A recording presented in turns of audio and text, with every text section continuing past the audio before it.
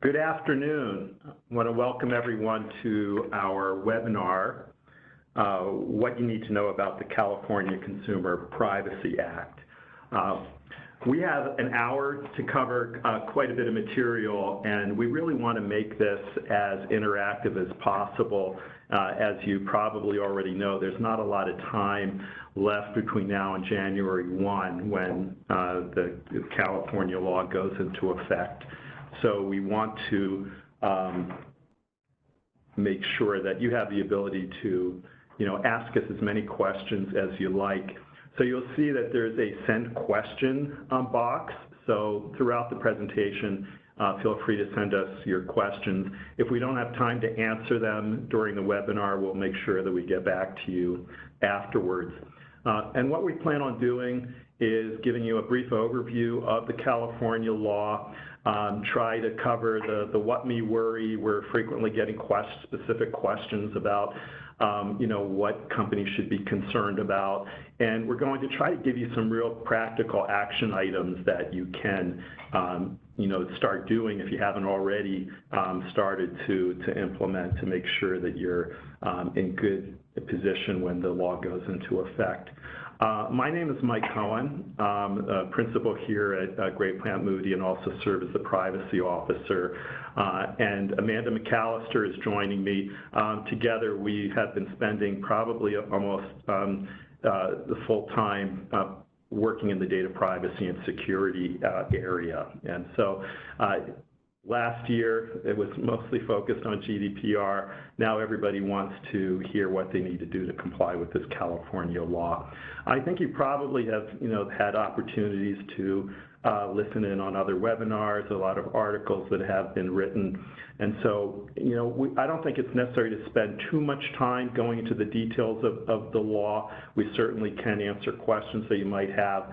But now that we're moving closer to the effective date, there's some real specific, practical questions that we think might be more appropriate for us to help answer, for you. I think I'd like to start, though, by just putting all of this in context, because you shouldn't just be looking at this California law as the first data privacy law that your business is going to have to deal with. Because data crosses state and national borders, and thanks to the internet, most businesses are now global businesses. So you don't have to just deal with your own state law, and now in this case California law, but you're going to have to deal with global laws as well. What we have done is put together what is called the Legal Guide to Privacy and Data Security. We do this in collaboration with the Minnesota Department of Employment and Economic Development, and we've now got the fourth version of it, and it's written for non-lawyers. And I suggest that if you don't pick this up and read through it, it reads very nice, like a novel.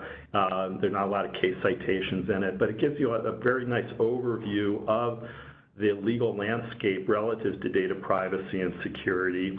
And it would be helpful for you to understand how this California law fits within the legal landscape that is necessary for your business to navigate. One of the things that I think is important to point out that there's a big difference between how we approach data privacy and security in the U.S.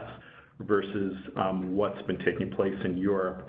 Most of you have been familiar with the GDPR and the European approach to data privacy. The Europeans have always taken the approach that privacy and data rights is a human right, and so the focus has been much more on providing those enhanced rights to individuals. You compare that to the U.S., where basically you can pretty much monetize data or use data however you like as a business, as long as you're in compliance with the specific sectoral laws that might apply. We've got HIPAA here, we've got Gramm-Leach-Bliley. So depending on what your business is, you're going to be contending with real specific industry focused laws that you're going to have to contend with. So that's the world that we live in and our clients live in. We've got this patchwork of federal and state laws that we have to contend with. We've got each state now has its own separate data breach notification law. In Europe, they have a comprehensive omnibus law, such as the GDPR, that covers all businesses, and it makes it easier in some ways to identify what your obligations are. Unfortunately, we don't have the same comprehensive federal law here yet. There were a lot of people that were thinking, because of what happened in California, that finally we're going to have some activity at the federal level to create that kind of comprehensive law. I've been telling my clients, don't hold your breath, and it's still appropriate for you to be looking at the California law and dealing with the patchwork of state statutes and federal laws that we currently, have in place. So how did we get to where we are today with the California law? Here's a person that's probably very familiar to many of you, and he famously said that by giving people the power to share, we're making the world more transparent, and that's what Facebook's business has been based on. And we could probably hold two individuals really responsible, I think, for why we have this new California law that's going to affect. And one is Mark Zuckerberg, and the other is this individual. And his name is Alistair McTaggart. And he famously said, I just think the data used by these companies is out of control. Well, why would one individual who has such, feelings be able to be so powerful? Well, the reason, I just give you a quick short story, and this is how we got to the CCPA. Over some wine and pizza in California, Alistair McTaggart is a very wealthy real estate developer. He was having dinner with a Google engineer and was horrified to find out the amounts of data that were collected and monetized by Google and Facebook. And this dinner and wine experience started his quest to learn as much as he could about data mining and how companies knew just about everything about him.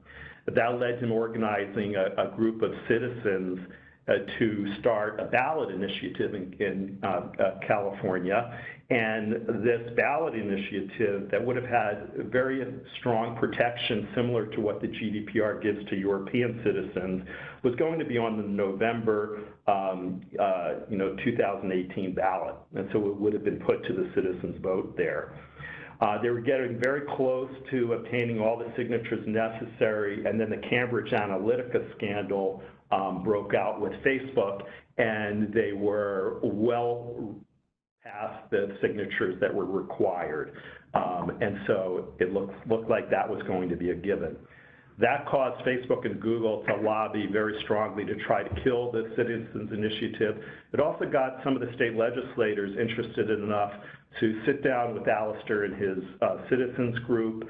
And then what happened, and I don't think I've ever seen this happen before, Alistair McTaggart was had by June 28, 2018, the ability to withdraw the Citizens Initiative and reached an agreement with the legislators that if they passed a law that was similar to what he was asking for as far as citizens' rights, that he would do that. And that's how the CCPA was born. The California legislature, in less than a week, passed the California Consumer Privacy Act of 2018 on June 28, 2018. So that's where we are now. It's got an effective date of January 1st, 2020. As you can imagine, a law that was put together that quickly had a lot of inconsistencies and issues in the drafting.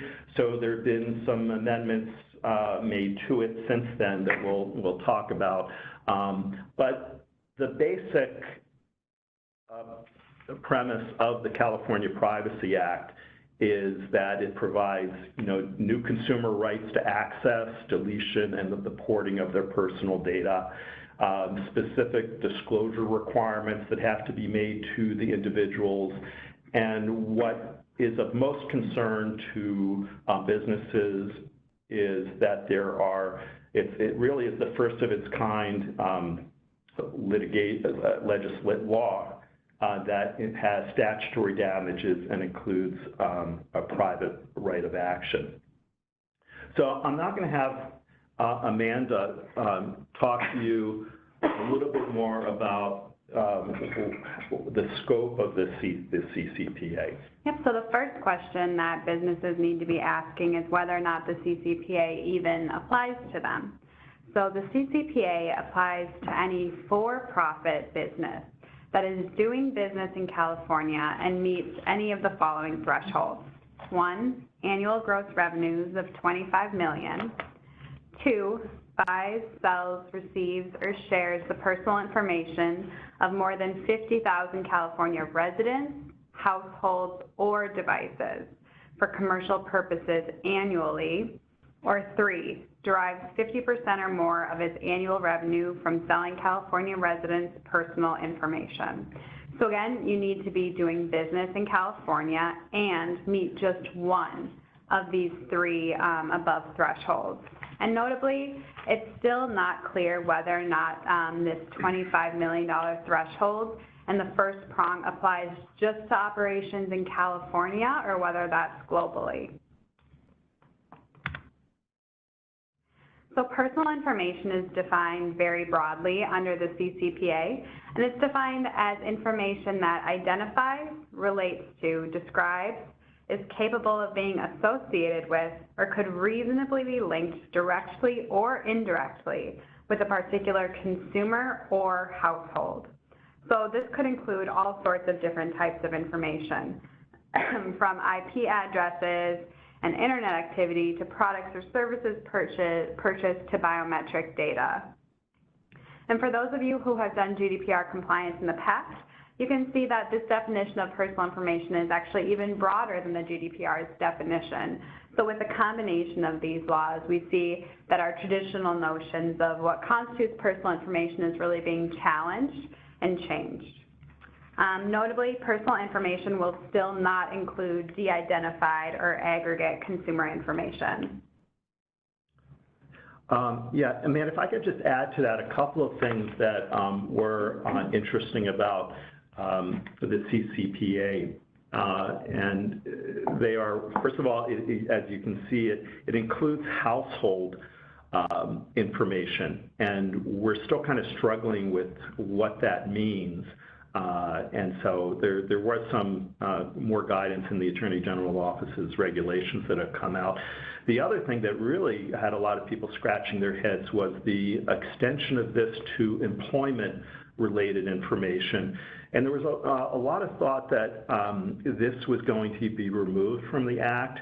As I mentioned, this law was passed very quickly. And so there was some thought that after a lot of further discussion and analysis, maybe that would be removed. And in fact, I've even heard that Alistair McTaggart, who was the mover behind this, wasn't really thinking that employment information was necessary to be included in this. But unfortunately, employment-related information is there, and once the labor unions in California saw it there, it was very difficult to have it removed. So we'll talk about that a little bit later. The other thing that's interesting is that biometric data is also included under the definition of personal information. And some of you may have been following what's been going on in Illinois. Illinois, remember, we have sectoral laws here, so each state can pass their own separate laws dealing with data privacy and security. And Illinois has their biometric information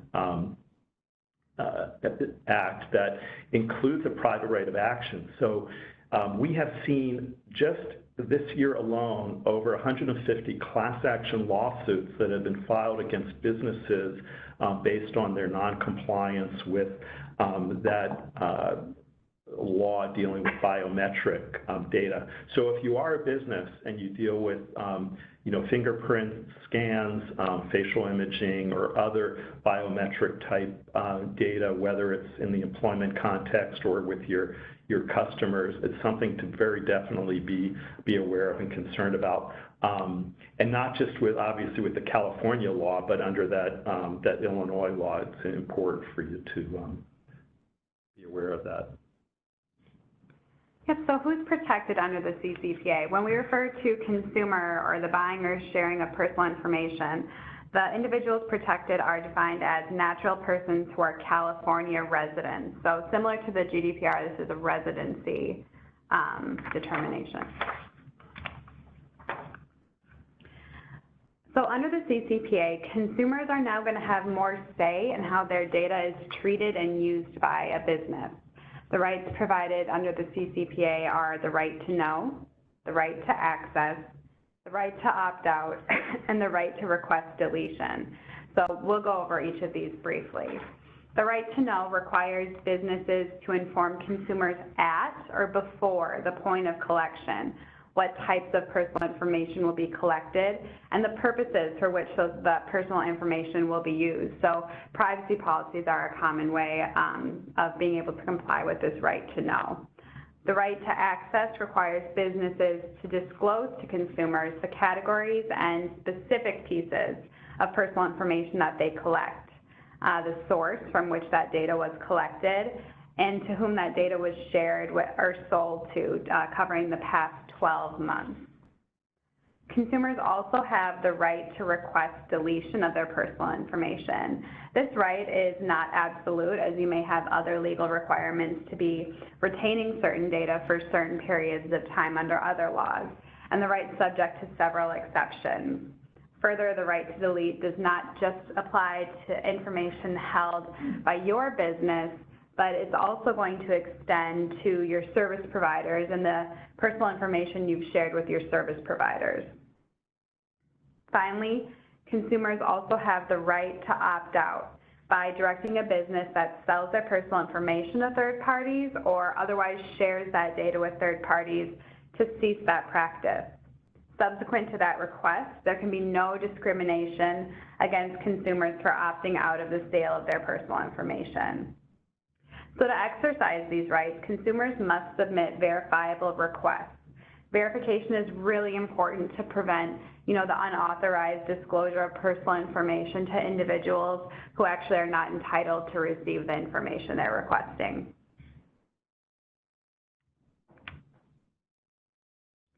So similar to personal information, the definition of sell is broader under the CCPA than what we traditionally think of when we think of sale or monetizing data. So sale is defined as selling, renting, releasing, disclosing, disseminating, making available, transferring, or otherwise communicating orally, in writing, or by electronic or other means a consumer's personal information to another business or third party for monetary or other valuable consideration. So it's these last three words, other valuable consideration, that significantly expands this definition of sale under the CCPA.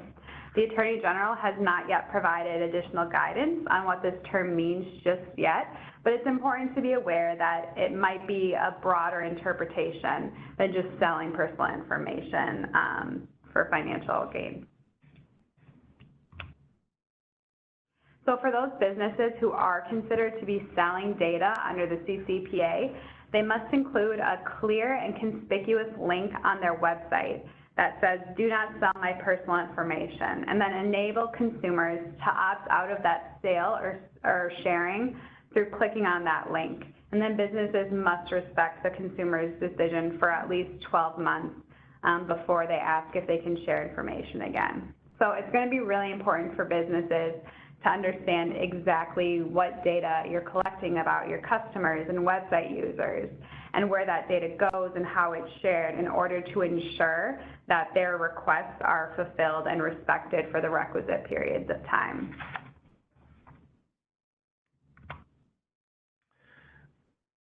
Before we go on, there have been quite a few questions that have already come in, so I thought I'd answer some of those before we go on. One question is, so once we implement a process to remove personal data, can we keep a list or record of that data to prove that action was taken, or does that violate the law because personal information will be held in that record? That's a very good question. And, one thing I have to say, when we answer questions, today, there just was a series of public hearings where there were so many questions asked about how this law is going to be implemented. And the Attorney General's office doesn't just, sit there and answer the questions as they come in. There will hopefully be more guidance coming from the Attorney General's office. We're thinking probably not until possibly the spring as to how they're going to enforce the CCPA. But I can share with you what my thoughts are on that question. And so when you're faced with a request to delete data, the first thing you should be doing is considering, are there any particular exceptions that allow you to not necessarily have to delete the data under the law, because there might be a valid, purpose for you retaining some data, obviously for fulfilling any transactional transactions that you have in place to fulfill orders for warranty purposes. There might be some legal basis that will require you to not simply delete data simply because the request comes in. You also have to verify that the person who's actually requesting the data is appropriate. But there also is a lot of the requirements that you have records to demonstrate that you have taken appropriate actions for responding to those requests to access or delete data from a consumer. So it's certainly within your rights, I would think, to have maintained some records to demonstrate both how you responded to the individual and that you did, in fact, delete the data. Now, having said that, if you didn't really delete the data, but the data is still there, then you haven't really, followed up on that request. The other thing I would caution you is, we're going to get to that in a little bit, probably the biggest concern that a business should have under the CCPA is not what a lot of people have focused on, and that's related to responding to the consumer requests that come in, but making sure that you have reasonable data security in place, because if you do have a data breach and you do have personal data that you're storing of a California resident, if you don't comply with that data breach element of the CCPA, that's the only time where you're going to be open to a potential private right of action, and we'll talk about that in a little bit. So my advice to all of my clients is practice what's a major principle in all data privacy laws, whether it's the GDPR, California, Brazil, Canada, and that is data minimization. Limit the amount of personal information that you store, because by keeping any of that personal data, it's just sitting there as a potential risk and liability. So if you don't need it, you should delete it and get rid of it, especially now with this data breach and potential private right of action. The other question that came in is, are nonprofits subject to the new California Consumer Privacy Act? And the answer is no, they are not. So whoever asked that question, you can go have a nice lunch and you don't have to sit and listen to Amanda and I any longer. What's interesting, people have been critical of that because they're saying, well, does that mean that Alistair McTaggart's citizens organization is not bound by the CCPA? And that's actually true. He's a nonprofit. So, but the answer to that is no. The other question, and this is one that we're getting a lot, and that is, as Amanda had mentioned, there's a revenue threshold of $25 million. And the question is, does the revenue threshold include system-wide sales in the event of a franchise concept? Franchise revenue compared to total system-wide sales including sales outside of California. And we just don't know the answer to that yet. There is language in the CCPA that does extend the liability and the scope to businesses that have common branding. So clearly, franchised businesses are contemplated as being covered under the Act. I don't know, Amanda, do you want to add anything to that? I know we get that question a lot.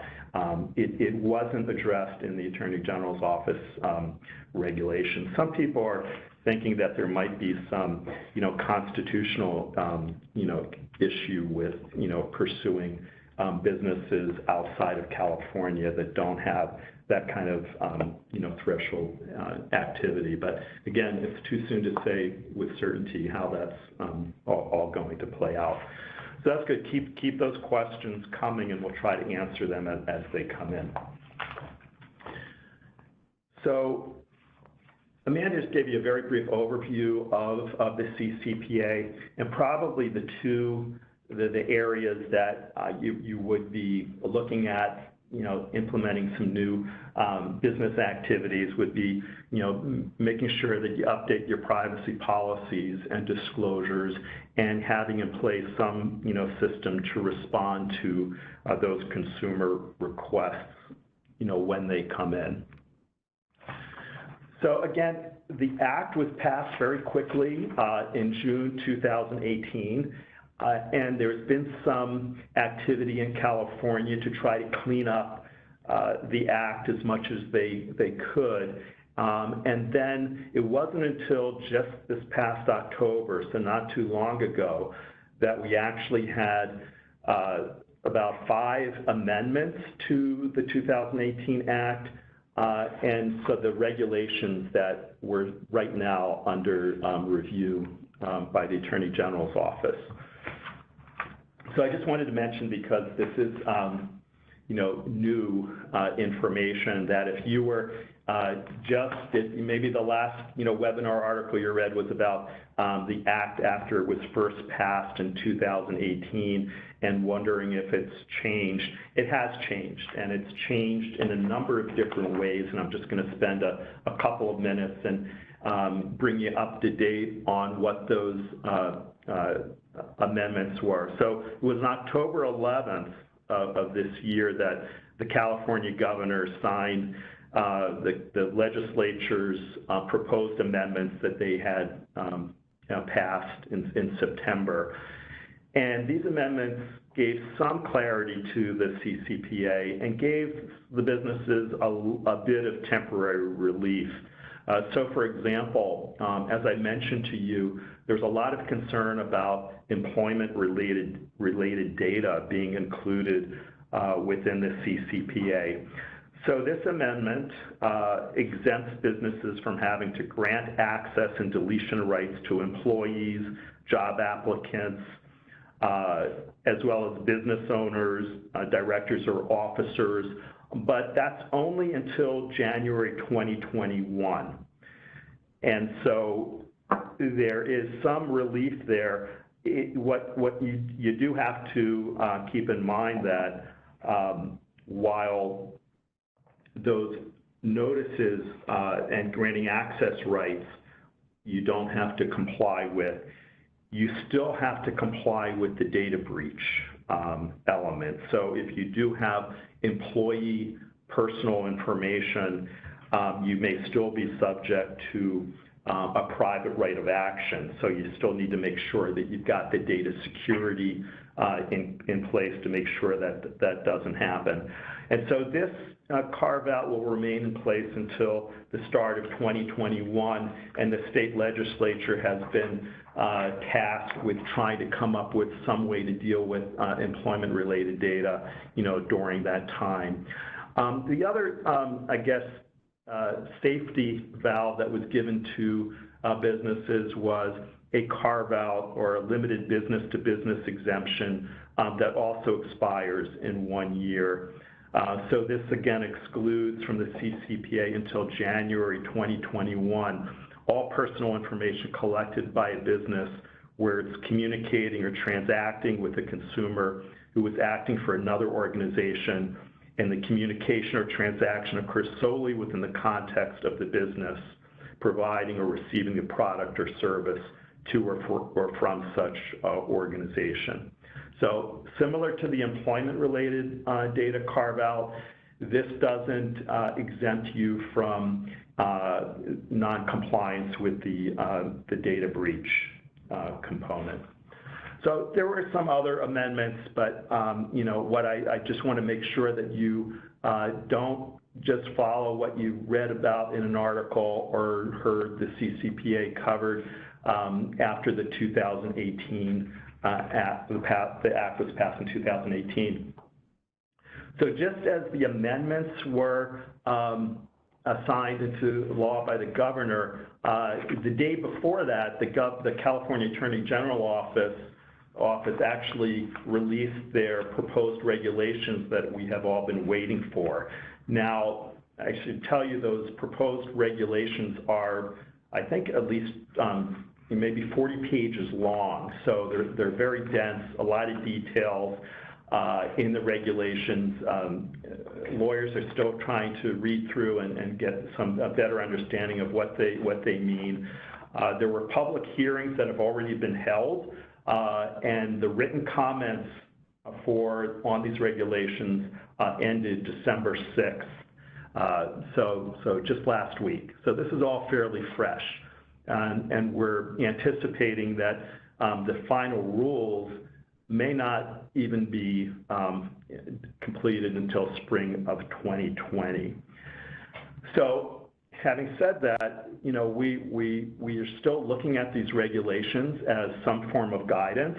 And in a press conference right after the regulations were issued, the Attorney General even said that, yeah, we know that the law, the act says that enforcement of the CCPA cannot take place until 6 months after the regulations are finalized, or July 1st, 2020, whichever comes first. So with that in mind, we are looking at July 1st, 2020 for enforcement of the majority of the CCPA requirements.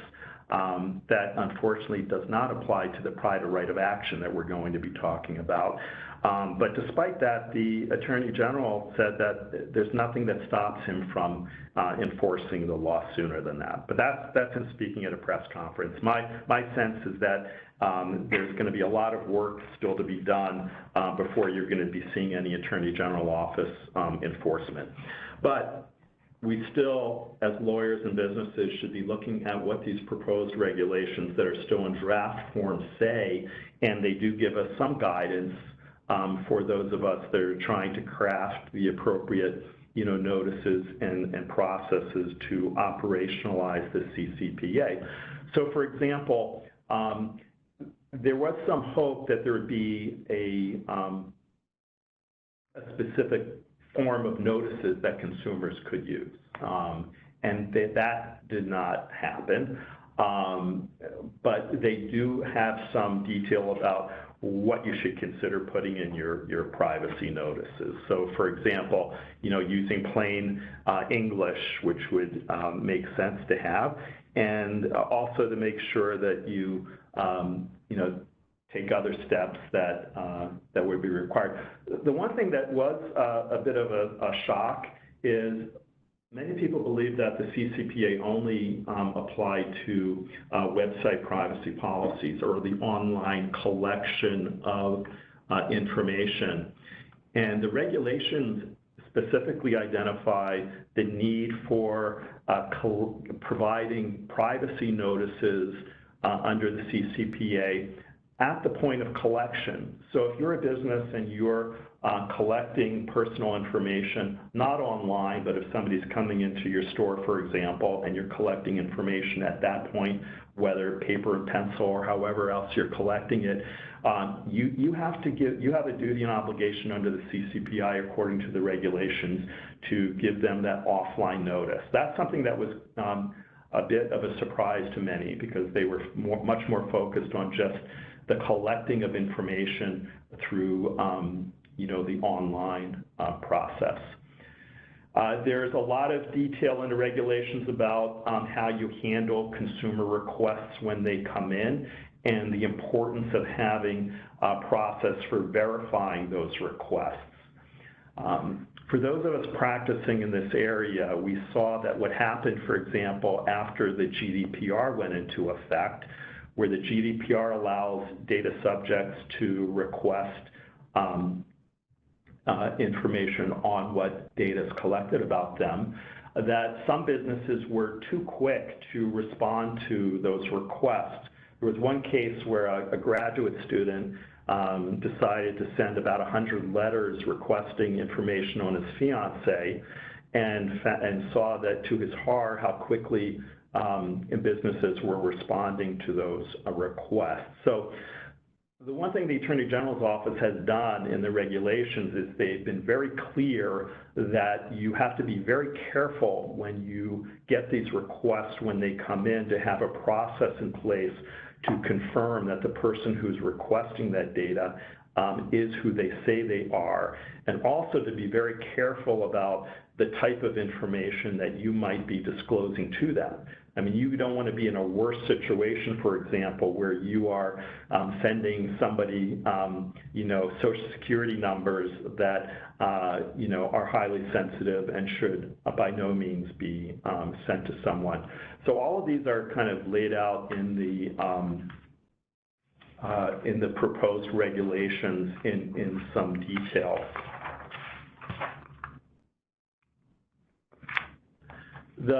The regulations, in addition to having specific, you know, guidance on how you should implement or operationalize, you know, all of these processes, are obligated. The California Attorney General's office was obligated to provide some reports on what they thought the compliance costs might be for the CCPA. And they're estimating that the cost to businesses could run anywhere between $465 million and $16.5 billion. And you might ask, so what are all those costs? What are the, you know, that doesn't include even, you know, settlement or legal or litigation costs that might be incurred. But they're looking at costs like legal to help you interpret the law, operational to establish the infrastructure that's going to be necessary to operationalize the law. You know, technical costs, you might be adding new technology to respond to these consumer requests when they come in. And there might be a change in your business, you know, in how you are collecting personal information and shared, and the new service provider agreements that might be necessary.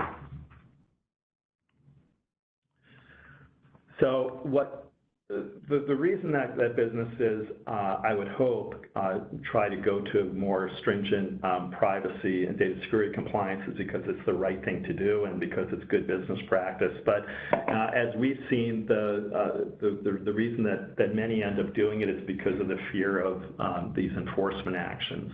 And so I wanted to make sure that you were aware. There is the possibility, if you don't comply with most of the provisions under the CCPA, that the California Attorney General's office can come after you for civil penalties of up to $7,500 if it's an intentional violation. And so, you know, and we've seen in most of these, you know, privacy laws, government being in the position to bring such actions. But those actions have been kind of rare and far between, to be honest with you. We've got the FTC at the federal level. That's kind of the grand poobah of privacy enforcement. And they, for the most part, have gone after the Facebooks and the Googles. The reason that the CCPA, you know, should be on your radar from an enforcement standpoint is because of this private right of action. This is where I would say your focus should be to try to avoid being in any situation where you're going to have to deal with the plaintiff's bar.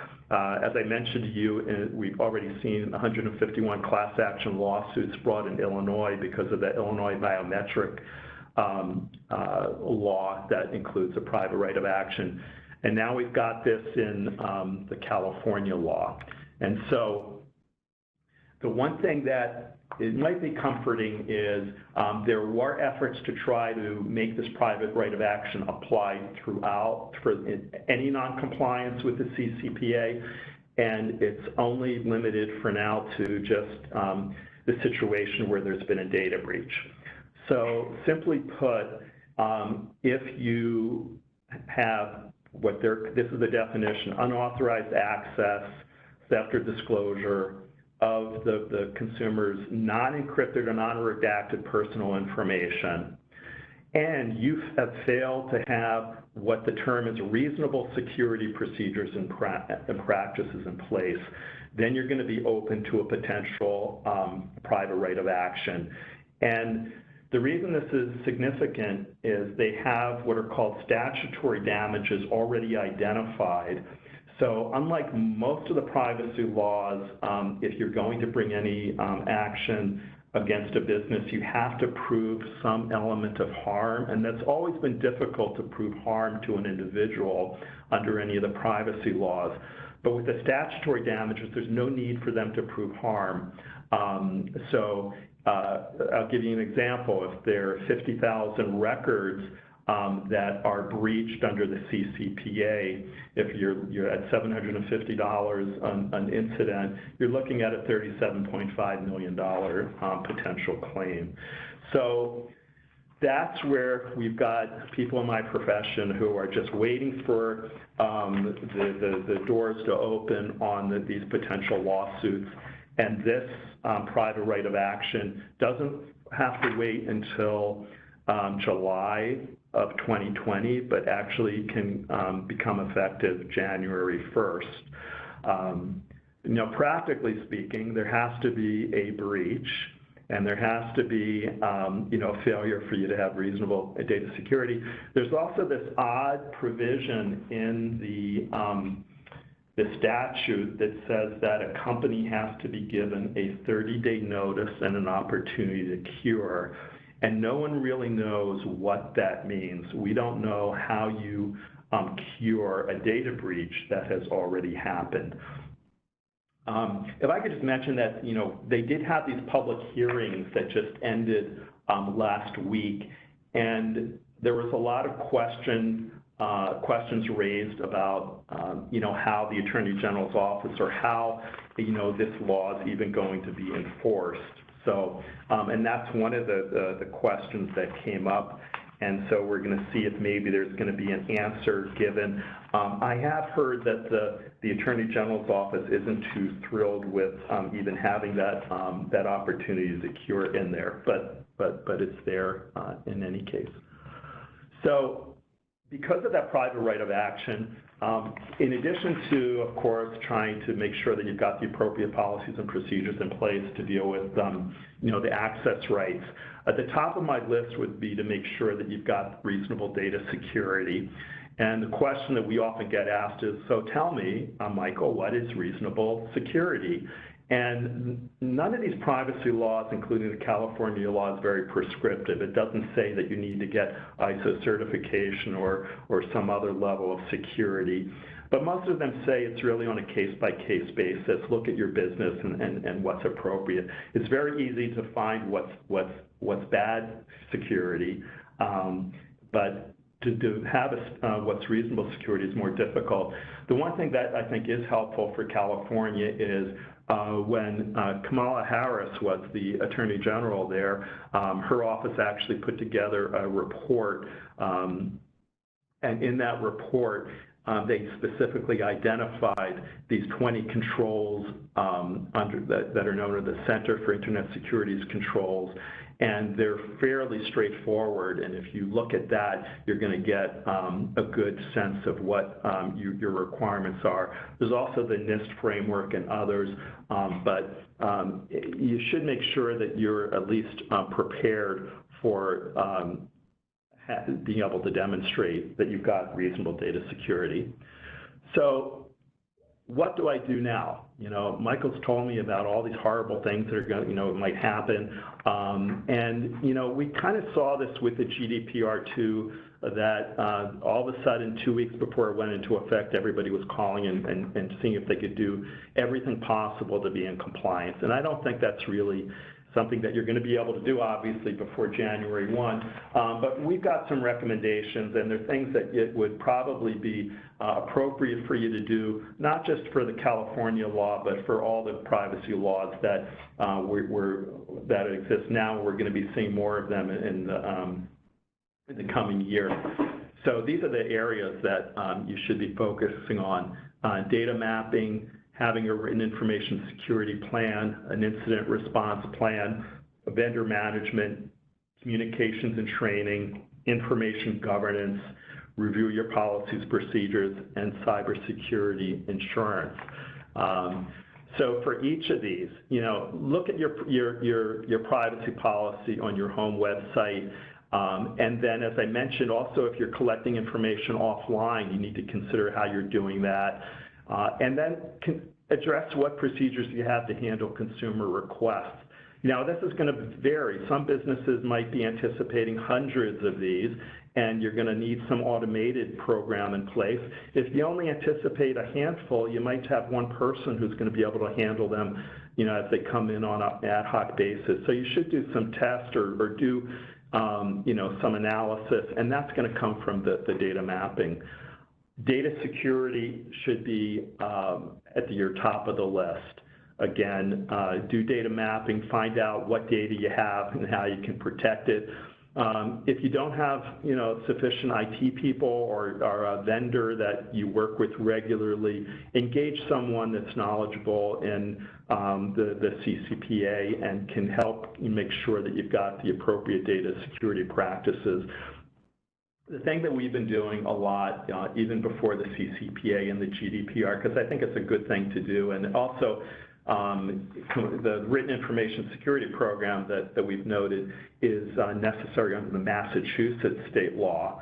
So if you're handling personal data of a Massachusetts resident, you should have one anyway.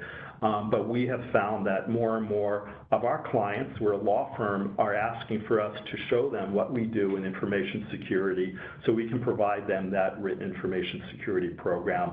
So we're helping clients put those together. And the other is a written incident response plan so that you're not running around, it's like a fire drill when you know, a data breach occurs. Who are you going to call in for forensics? You know, do you have a PR firm? Who's going to handle and manage that data breach? And even determine if it's unauthorized access to the data, does it rise to the level of being a notifiable data breach? Those two elements, too, are part and parcel of just about any reasonable data security program that you have in place. So if you are challenged, it would be really helpful for you to document, you know, what your information security program and present that. That might be able to help you avoid and mitigate that private right of action. Training is specifically required under the CCPA, and actually the regulations go into detail as to what level of training is required for your employees that will be handling those requests when they come in. Insurance, this is probably a good time if you don't have cybersecurity insurance already, because my feeling is when these lawsuits start happening, the cost is only going to be going up. So that would be helpful to have in your toolkit. One of the areas that I have found that keeps privacy people up at night is vendor management, is the way that third parties access their systems through their vendors. You also have requirements both under the GDPR and the California law to make sure that you are downstreaming the liability and the compliance issues with any of your vendors that might be processing data. And finally, unfortunately, this is an ever-changing landscape, and so you really need to be up on what's happening with the California law. And I have to tell you, there are at least 14 other states now that are looking at copycat laws that are virtually identical to the California law. And as you know, there's something else going on in Washington these days at the federal level, so their focus has not been on privacy, but a lot of people were betting that this was going to be the year because of the concern over the California law, but we're getting close to the end of 2019, and I wouldn't hold my breath. I don't think there's going to be federal legislation, but there could be. And if there is federal legislation, you obviously want to be aware of what's going on there. So we continue to monitor all the states, and we'll continue to do so, and make sure that our clients are up to date. So we're just about near the end of our time. We've got a few other questions that have come in. One question is, so does GDPR compliance make me CCPA compliant? Well, there are differences between the GDPR and the CCPA, but if you've done a lot of the background work and to be in compliance with GDPR, you're in a much better position than those that have not.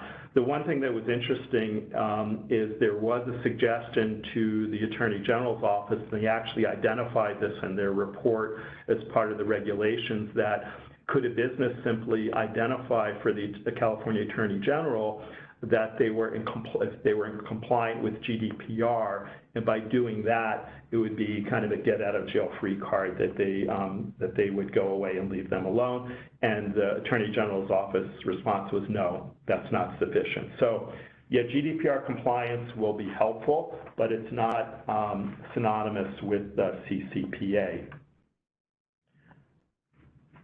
There's a question about, what about all those cookie banners that I'm seeing everywhere? Do I need to have a cookie banner, and is that something that's required under the CCPA? Yep, so many of you have probably seen the proliferation of all these cookie banners. Every time you go to a website, there's a banner that pops up and states, this website uses cookies, and maybe gives you an option to accept or agree to those cookies, or is just a notice, and then you continue browsing. So those cookie banners are a response to the EU's GDPR, read in conjunction with its complementary e-privacy directive, which requires affirmative consent to the use of non-necessary cookies, so analytics cookies or advertising cookies.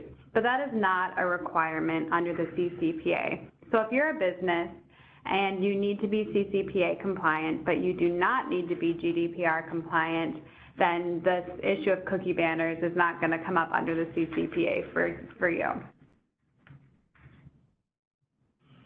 Okay. I don't know if I mentioned this at the outset or not when I was talking about the privacy guide, but you can get a free copy of that either through, you can download it from our website. They're also available from the Minnesota Department of Employment and Economic Development. And we are going to be putting together a new version, just waiting, because we do cover the CCPA in that 2019 version, and we're going to hold off on about a month or so to see if there are going to be too many more changes, and maybe after the regulations are finalized before we come out with a new guide. But I welcome any thoughts on what we should be including in that guide as well. And one last thought, Alistair McTaggart is not finished. He's already indicated that he's going to have another citizens initiative underway that might appear in the November ballot of 2020. So just something that we're going to keep our eyes and ears open to. All right, well, I want to thank you very much for participating, and look forward to hearing your questions and comments. We will have this webinar on our website, so if you have someone else who wasn't able to listen in or wants to listen in later, it will be available for that. Thank you very much, and have a good rest of the afternoon.